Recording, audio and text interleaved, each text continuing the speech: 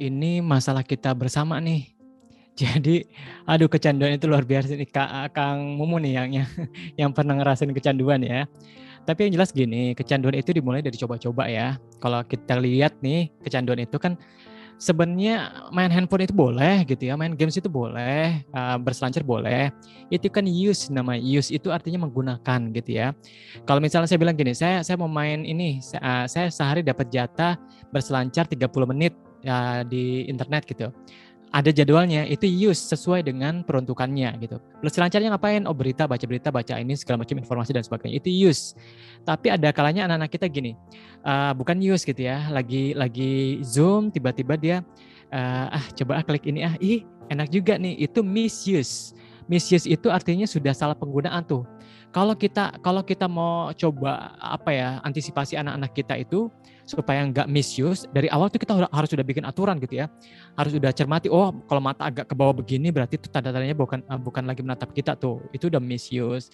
Misuse kalau diulang-ulang menjadi abuse, kayak misalnya drug abuse gitu ya, penyalahgunaan gitu, penyalahgunaan yang diulang-ulang. Abuse lama-lama dependency itu ketergantungan. Tapi dependensi ini nih yang akhirnya menjadi cikal bakal menjadi yang tadi kita bilang kecanduan atau kalau dalam istilahnya, pokoknya kecanduan gitu ya. Nah, Bapak Ibu guru sekalian, kecanduan ini terjadi karena memang satu, penggunaannya salah, kedua diulang-ulang, ketiga karena diulang-ulang akhirnya dia tergantung begitu terus gitu ya. Nah ini harus diurai dengan cara apa? Kalau misalnya anak-anak kita kecanduan, bagian otak yang terkena adalah bagian sebelah sini nih, bagian otak yang kemanusiaan manusia gitu ya, yang cuma ada di manusia, namanya prefrontal cortex atau PFC yang tadi kita sempat omongin. Nah PFC ini kan fungsinya adalah berpikir, menunda kepuasan, ngatur, ngontrol, planning gitu ya. Terus sisi-sisi kemanusiaan yang lainnya gitu. Nah itu karena memang kecanduan, jadi di sininya rusak, makanya anak-anak itu tantrum gitu, nggak tahu diri gitu ya. Udah kuota dikasih misal 200.000, ngamuk-ngamuk, wow gitu, udah tahu dia salah gitu ya, tapi tetap ngamuk-ngamuk. Karena apa? Bagian sebelah sini bermasalah. Nah, apa yang harus kita lakukan? Cara paling sederhana adalah, sederhana tapi susah ya, kalau buat saya susah.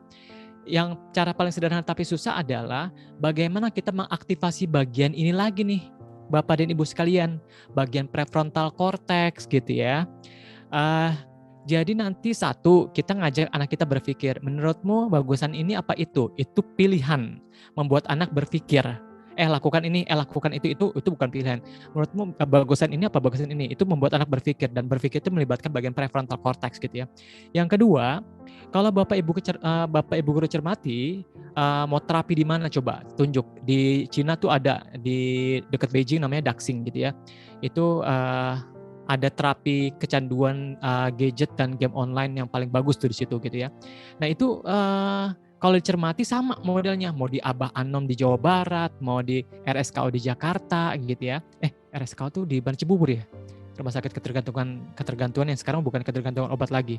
Atau di Jawa Barat itu ada rumah sakit jiwa Jawa Barat. Itu semua polanya adalah itu anak dari pagi sampai pagi lagi itu diatur, dikontrol gitu ya, dikasih kerjaan gitu ya, nggak ada luang gitu, sehingga apa, terbiasa teratur. Nah terbiasa teratur itu bagian ini nih, menstimulasi bagian prefrontal cortex gitu ya. Jadi kalau Bapak Ibu guru, ini kan kita nggak bisa, saya kan guru, emang tugasnya apa? Nggak apa-apa, kita ambil ini aja, cari-cari pahala lah, pahala-pahala lebihan, jangan-jangan ini yang membuat kita memperberat amal ibadah kita gitu ya. Dengan cara apa? Bapak Ibu guru yang muslim atau yang non muslim pasti pernah melakukan itu. Kalau lagi Ramadan tuh ada apa sih namanya? Jurnal Ramadan. Melakukan apa aja dari pagi sampai pagi lagi, misalnya apakah kamu baca Quran, apakah kamu sholat sunnah, apakah kamu melakukan apa, itu di checklist. Saya menterapi anak-anak kecanduan itu menceklis. Jadi dia harus melakukan apa tiap hari dia melakukan.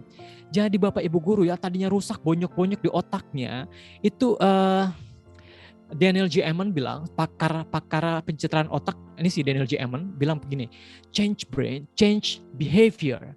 Kalau kita merubah otak ini yang udah bonyok-bonyok ini, rubah perilakunya gitu ya. Jadi kita suruh mereka melakukan, misal bangun pagi jam 5 gitu ya.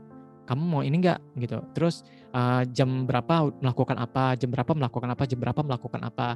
Lama-lama itu terbentuk sinaptik baru di otaknya sehingga ada kebiasaan baru yang merubah struktur otak. Ketika struktur otaknya berubah, berubah perilakunya gitu. Yang pertama kali, tapi sebelum kita mau menterapi anak-anak kita ini nggak bisa enggak. Ada keterhubungan dulu. Ntar kita dibilang kayak gini, siapa lo mau rubah-rubah gua gitu ya. Siapa kamu mau berubah-rubah saya? Udah saya begini aja gitu.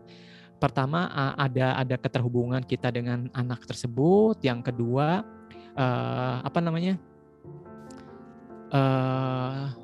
ada pemahaman gitu ya.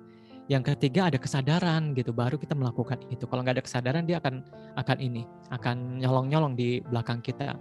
Tapi ini menarik Bapak Ibu Guru, nggak usah semua anak kita tolong deh, satu anak Bapak Ibu tolong, itu Bapak Ibu Guru sudah menolong kemanusiaan gitu ya. Karena memang nggak mudah menolong anak-anak kecanduan. Paling nggak anak kita atau siswa kita 1, 2 itu udah cukup gitu ya. Nanti kalau misalnya butuh kolaborasi, Bapak Ibu Guru silakan hubungin email saya, di materi ada email saya, atau di Instagram di DM boleh nanti dihubungin.